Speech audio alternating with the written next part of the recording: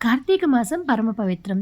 సోమవారాలు మరీ పవిత్రం. తొలి సోమవారం మా ఇంటి పూజ అలాగే ఏ దేవాలయ దర్శనం చేసుకున్నామో ఈ షాట్‌లో. ఉదయాన్నే ఇంట్లో తులసి కోట దగ్గర ఇలా పువ్వులతో అందంగా అలంకరించి శివపార్వతులను పెట్టి నేనైతే పూజ చేసుకుని పళ్ళెంలో కార్తీక దీపాన్నయితే వదిలేసుకున్నాను. అనంతరం ఈ కార్తీక మాసం అంతా కూడా భోగలింగేశ్వర స్వామివారి దర్శనం చేసుకుంటాం కదండీ! స్వామివారి అభిషేకం చేసేసుకున్న తర్వాత సోమేశ్వర స్వామివారి దేవస్థానానికి అయితే వెళ్ళాము. పంచారామాల్లో ఒకటైన శ్రీ ఉమా సోమేశ్వర స్వామివారి దేవస్థానం కార్తీక మాసం సందర్భంగా భక్తులతో కిటకిటలాడిపోయిందండి. ఈరోజు స్వామివారికి దర్శనం చేసుకోవడానికి వచ్చేవాళ్ళు, అలాగే అభిషేకాలకు వచ్చే వాళ్ళతో అయితే గుడంతా చాలా రష్‌గా అయితే ఉందన్నమాట. మాకు దర్శనం అయ్యేసరికి మార్నింగ్ 6:30 అయిందండి. స్వామివారి దర్శనం చాలా బాగా జరిగింది. మా స్వామివారి అభిషేకం మీరు కూడా చూశారు కదా! ఓం నమ శివాయ అని కామెంట్ చేయండి.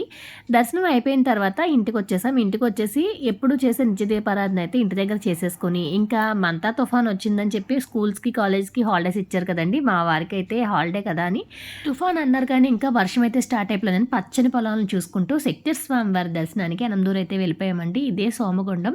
స్వామివారి నైవేద్యం ఈ నీళ్ళతో మాత్రమే ఉడుతుందనమాట. ఇక్కడ స్వామివారు తలకిందులుగా ఒకే పీఠం మీద అమ్మవారి ఒడిలో కుమారస్వామితో అయితే వేయించేసి ఉంటారు. స్వామివారి దర్శనం చేసుకుంటే చాలా చాలా మహిమానతో అండి. ఒక్కసారి స్వామివారి దర్శనం మీరు కూడా చేసుకోండి.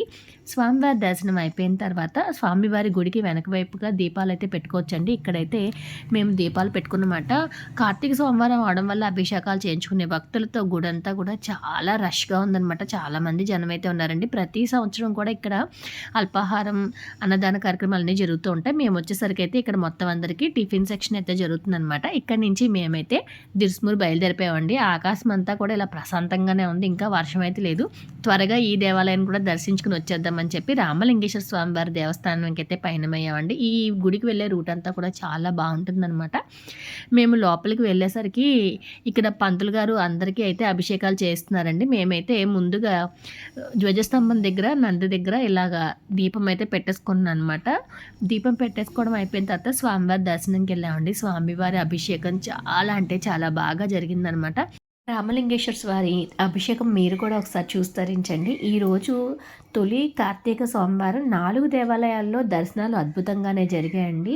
ప్రతి సంవత్సరం ఈ దేవస్థానాలన్నీ కూడా ఒక కార్తీక సోమవారం దర్శనం చేసుకొని దీపం పెట్టుకోవడం నాకైతే అలవాటండి. అలాగే ఈ సంవత్సరం కూడా చాలా బాగా జరిగింది. ఇక్కడ పంతులు గారు కూడా పూజ చాలా బాగా చేస్తూ ఉంటారండి.